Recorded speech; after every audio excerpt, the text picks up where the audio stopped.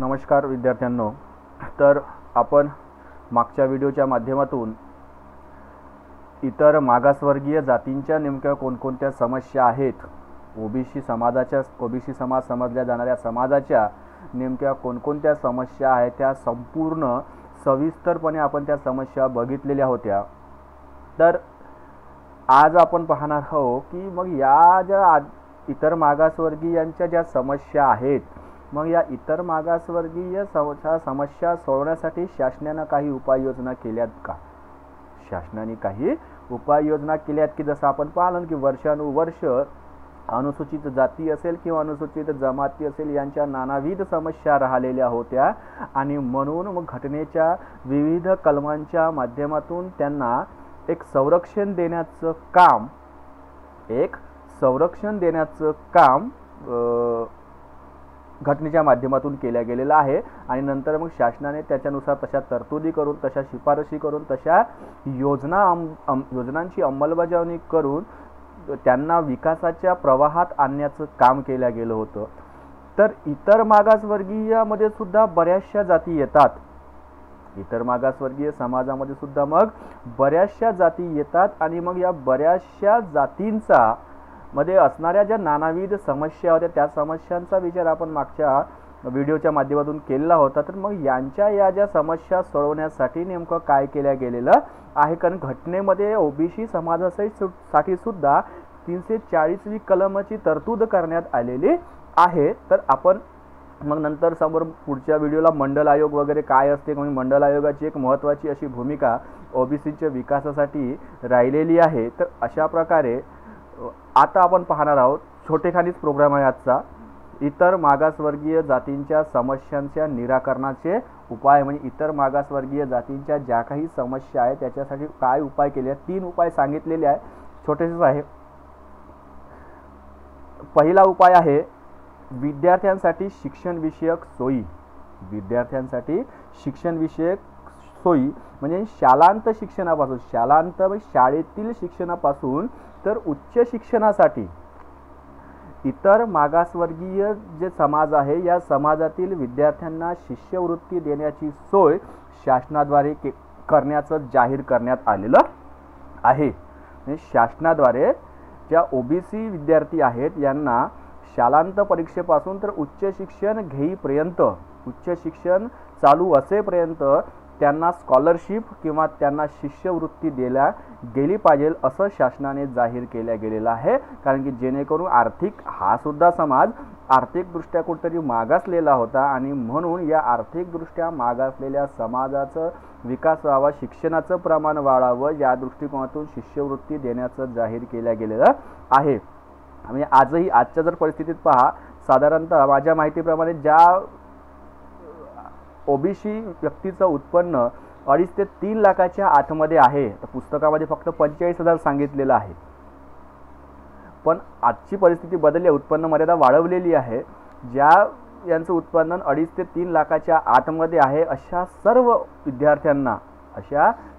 विद्यार्थ्यांना शिष्यवृत्ती देण्याचं काम शासनाच्या माध्यमातून पार पाडत असते की जेणेकरून त्यांनी कुठेतरी समोर उच्च शिक्षण घ्यायला पाहिजे, शिक्षणाचं प्रमाण या जातींमध्ये या ओबीसीमध्ये वाढायला पाहिजे. अशा प्रकारे त्यांना शिष्यवृत्ती दिल्या जात असते. त्याचा लाभ बऱ्याचशा विद्यार्थ्यांना होतो आणि त्याच्यामुळे सुद्धा कुठेतरी शिक्षणाचं प्रमाण हे वाढताना आपल्याला दिसून येते. म्हणजे शिक्षणाचं प्रमाण वाढावं, शिक्षणामध्ये ओबीसींचा टक्का वाढावा याकरिता त्यांना अशा प्रकारे शिष्यवृत्ती एका विशिष्ट उत्पन्न मर्यादेच्या खाली जर असेल तर त्यांना शिष्यवृत्ती किंवा स्कॉलरशिप देण्याचं काम शासनाकडून केल्या जात असते किंवा शासनाने ही एक उपाययोजना राबवलेली आहे. दुसरी उपाययोजना काय आहे तर वसतिगृहाची निर्मिती. दुसरी उपाययोजना काय आहे? वसतिगृहाची निर्मिती. कारण की हा जो इतर मागासवर्गीय समाज आहे हा मोठ्या प्रमाणामध्ये खेड्यापाड्यांमध्ये वस्ती करणारा आहे. 12 बलुतेदार पद्धती असेल, हे सगळं ओबीसी मध्ये येतात.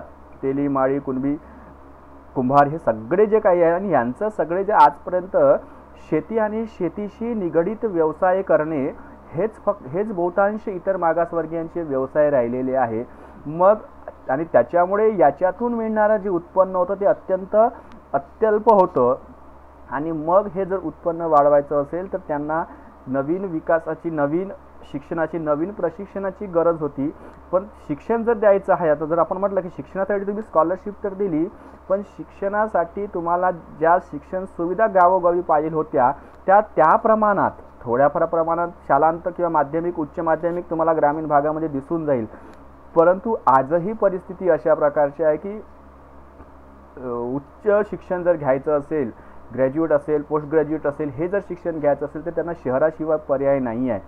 तुम्ही आपलं स्वतःचं जर उदाहरण पाहिलं, बरेचसे विद्यार्थी खेडोपाड्यातून येऊन इथं शिक्षण घेतात.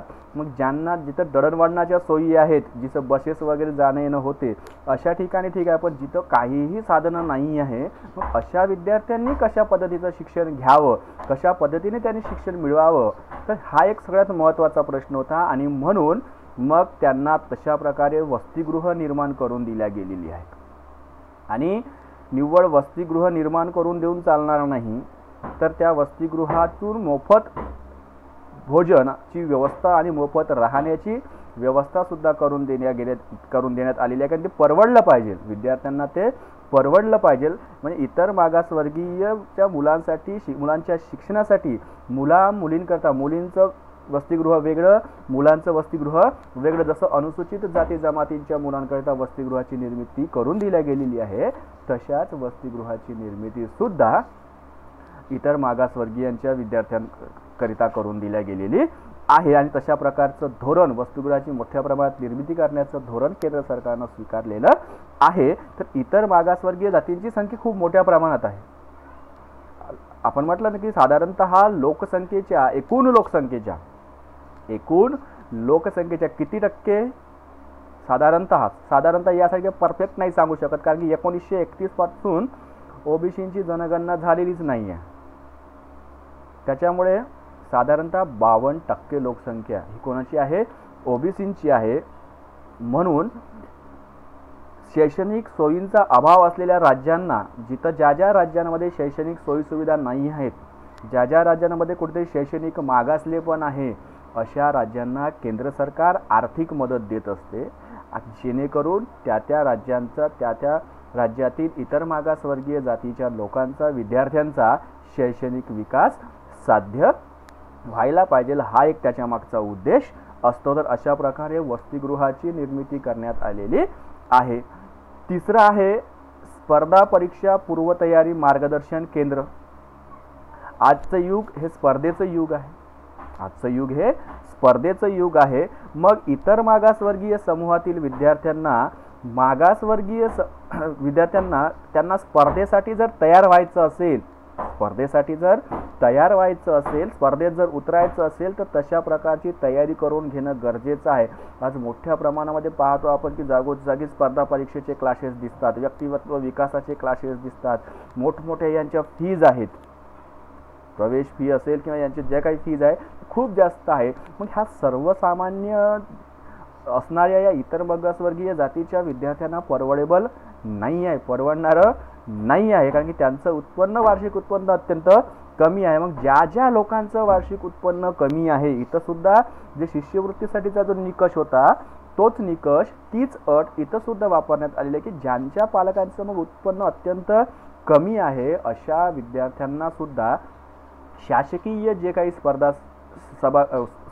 स्पर्धा परीक्षात्मक मार्गदर्शन केंद्र असतील किंवा ज्या काही शासकीय ग्रंथालय असतील, या शासकीय ग्रंथालयातून त्यांना पुस्तके उपलब्ध करून देण्यापासून त्यांच्या वाचनाची सोय करून देण्याचं काम शासनाने स्वीकारलेलं आहे. आणि तशा पद्धतीने आजही वाटचाल सुरू असलेली दिसते. कारण की स्पर्धेमध्ये जर उतरायचं असेल तर पूर्वतयारीनुसार उतरावं लागते, पूर्ण तयारी पाहिजे.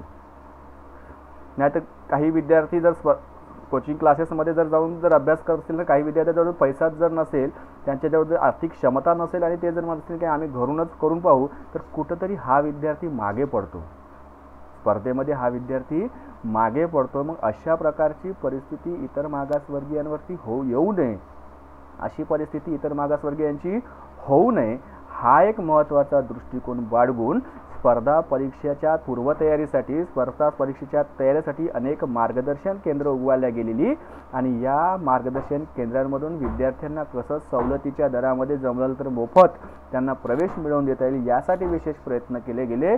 एवढंच नव्हे तर मोठ्या प्रमाणात ग्रंथालयं सुद्धा उपलब्ध करून दिल्या गेली, ती सुद्धा मोफतपणे, की जेणेकरून ओबीसी वर्गातील विद्यार्थी समोर यायला पाहिजे. अशा प्रकारे ज्या ज्या काही नानाविध समस्या होत्या, दारिद्र्याची समस्या असेल, शिक्षणाचं मागासलेपण असेल, बेकारी असेल, आता सध्या मोठा प्रश्न आहे बा बेकारीचा, कोणत्याही जातीची असो धर्माची असो त्यांना आता काय नोकऱ्याच भरती बंद आहे ना, त्याच्यामुळे बेकारी तर खूप मोठ्या प्रमाणात वाढलेली आहे. तर अशा प्रकारे ज्या ज्या नानाविध सामाजिक समस्या या समाजामध्ये या जातींमध्ये होत्या त्या जातींमधील समस्यांचं पूर्ण नष्ट करणं शक्य नाही, कारण की कोणतीही समस्या पूर्णतः कधीच नष्ट होत नाही, पण त्या समस्येचं जी तीव्रता आहे त्या समस्येची जी तीव्रता आहे ती कमी करता यावी या दृष्टिकोनातून शासनाने आजपर्यंत नानाविध प्रयत्न केलेले आपल्याला दिसून येतील. तर अशा प्रकारे आज आपण इतर मागासवर्गीय जातींमध्ये असणाऱ्या ज्या ज्या नानाविध समस्या होत्या त्या सोडवण्यासाठी शासनाने काय उपाययोजना केलेल्या आहेत